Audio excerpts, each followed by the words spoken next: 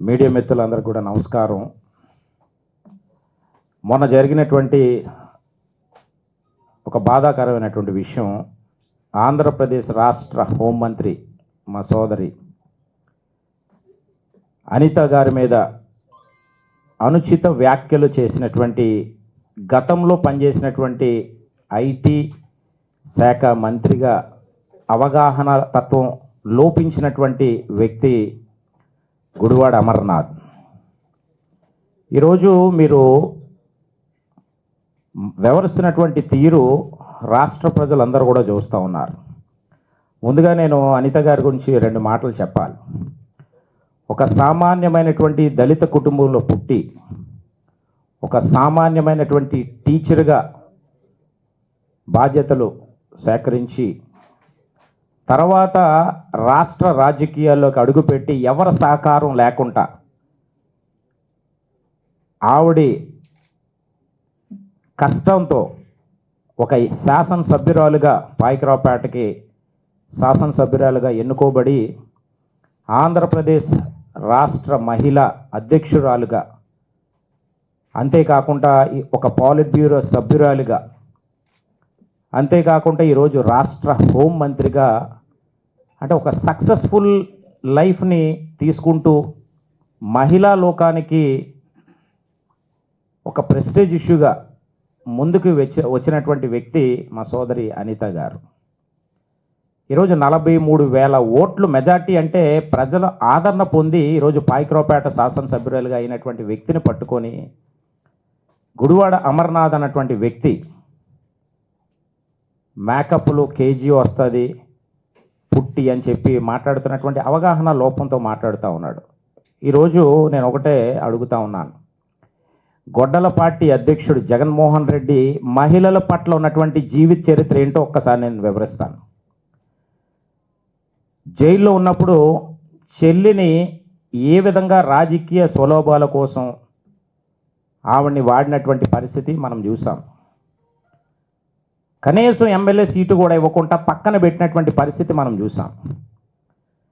తల్లి పార్టీ మరి అధ్యక్షురాలుగా, గౌరవ అధ్యక్షురాలుగా, వైఎస్ఆర్సీపీ పార్టీకి అధ్యక్షురాలుగా విజయమ్మ గారిని ఏ విధంగా వాడుకొని తర్వాత ప్రజల ముందు, కార్యకర్తల ముందు నమస్కారం పెట్టించి పక్కకు నెట్టేసినటువంటి వ్యక్తి. అంటే నీ ఇంట్లో తల్లిని చెల్లిని ఏ విధమైనటువంటి గౌరవించావు అనేది రాష్ట్ర ప్రజలందరూ చూశారు జగన్మోహన్ రెడ్డి. రెండోది, మా భువనమ్మని కంటతని పెట్టించావు, అసెంబ్లీలో అవహేళన చేసి ఏ విధంగా నీ కుక్కలతో అసెంబ్లీలో నువ్వు మాట్లాడించినటువంటి విధానం. తర్వాత మా సోదరి గౌత శిరీష గారిని కూడా ఏడిపించినటువంటి పరిస్థితి. ఇప్పుడు మా అనితమ్మని గారిని కూడా ఏడిపిస్తున్నటువంటి పరిస్థితి. అంటే ఇది నీ చరిత్ర. అంటే మహిళల పట్ల ఏ విధంగా నీకు గౌరవం ఉందో అనేది క్లియర్ కట్గా అర్థమవుతోంది. రెండోది, సజ్జల భార్గవ రెడ్డి అనేటువంటి ఒక వెధవతో సోషల్ మీడియాలో కూడా మహిళల పట్ల ఏ విధంగా అసభ్యకరమైనటువంటి పోస్టులు పెట్టించి మహిళలను ఏ విధంగా క్రించపరిచే పద్ధతిలో నీ ప్రభుత్వ హయాంలో నడిచిందో రాష్ట్ర ప్రజలందరూ కూడా చూశారు. ఈరోజు జగన్మోహన్ రెడ్డికి నేను ఒకటే సమాధానం చెప్తా ఉన్నాను, మహిళలంటే నీకు గౌరవం లేదు. ఈరోజు ఆర్టిఫిషియల్ ఇంటెలిజెన్స్ ద్వారాగా దేశం ముందుకెళ్తూ ఉంటే మహిళలకి 33% రిజర్వేషన్స్ ఇస్తూ ఈరోజు ముందుకు నడిపించాలన్నటువంటి ఆలోచన విధానంతో అన్ని రంగాల్లో ఈరోజు మహిళలు మగవాళ్ళకి ధీటుగా సమానంగా ఉన్నారని ఈరోజు దేశంలో వాళ్ళని ఏ విధంగా ప్రోత్సహించే విధంగా ఈరోజు దేశం కానీ రాష్ట్రం, ముఖ్యంగా ఆంధ్రప్రదేశ్ రాష్ట్ర ముఖ్యమంత్రి నారా చంద్రబాబు నాయుడు గారు ముందుకు తీసుకెళ్తూ ఉంటే నీ సంస్కృతి మాత్రం ఈ విధంగా వ్యవహరిస్తున్నటువంటి తీరు ఇది మంచి పద్ధతి కాదు.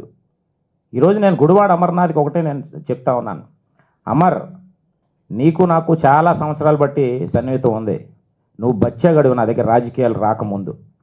నీకు భిక్ష పెట్టిందే తెలుగుదేశం పార్టీ. ఆ రోజు రాజకీయాలు మీ నాన్న చనిపోయిన తర్వాత మూర్తి గారు, మీ అమ్మ అంటే మా అక్కే అవుతుంది, నేను అక్క అని పిలుస్తాను ఇప్పటికీ కూడా. అంటే మా గౌరవం, మా సంస్కారం ఇది.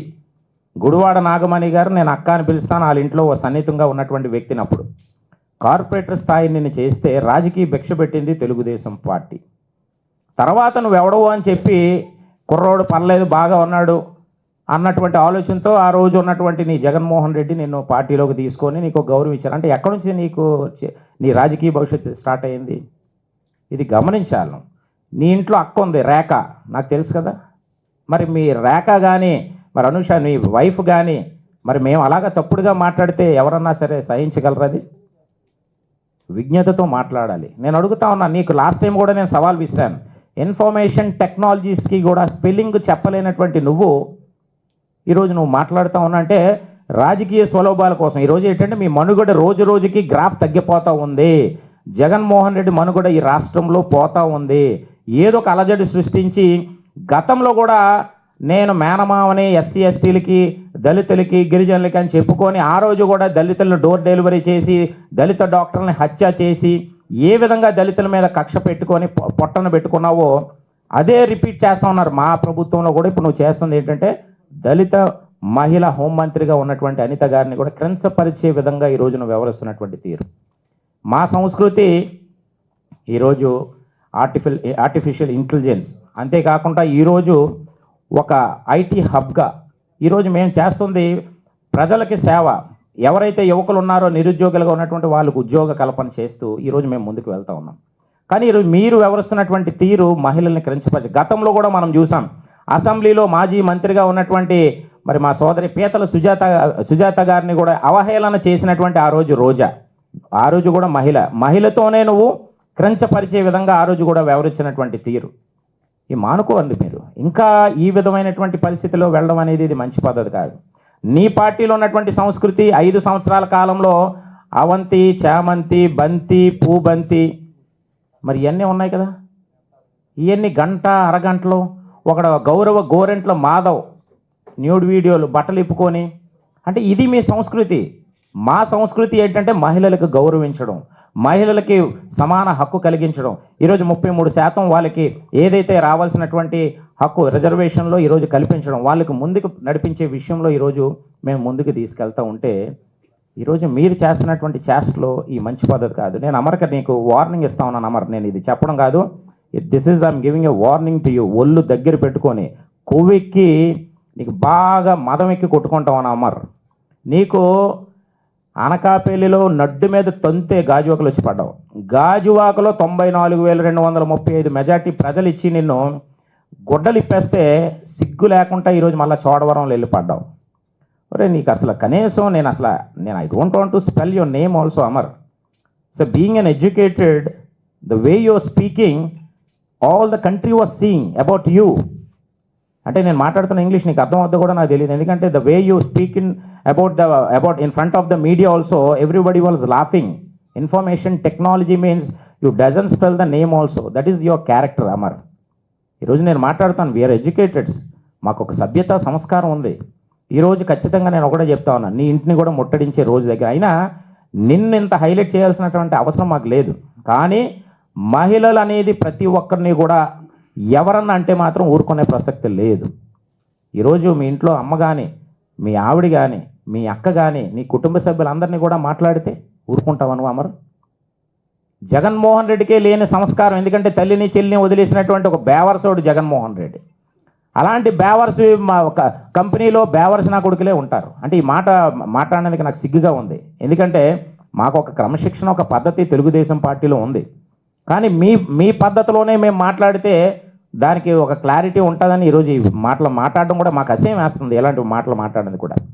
జగన్ నీకు చెప్తున్నా ఉన్నాను అమర్నాథ్, ఒళ్ళు దగ్గర ఎట్టుకొని వ్యవహరిస్తే బాగుంటుంది. లేదు అంటే రేపన్న రోజు నేను చెప్తా ఉన్నాను, రేపన్న రోజు నీకు బట్టలు ఇప్పి నీకు నడి రోడ్డు మీద పరిగెట్టించే పరిస్థితి మహిళలందరూ చేసుకోకుండా నువ్వు కాపాడుకుంటే నీకు మంచిదని నీకు హెచ్చరిస్తూ, జగన్మోహన్ రెడ్డి మరి ఆవిడ భార్య భారతీరెడ్డి గారు, ఏమ్మా మరి నువ్వు మీ ఆయన్ని కంట్రోల్లో పెట్టలేకపోతా ఉన్నావా నేను అడుగుతా ఉన్నాను. భారతీరెడ్డి, సభ్యత సంస్కారం నువ్వు కూడా చదువుకున్నావు కదా.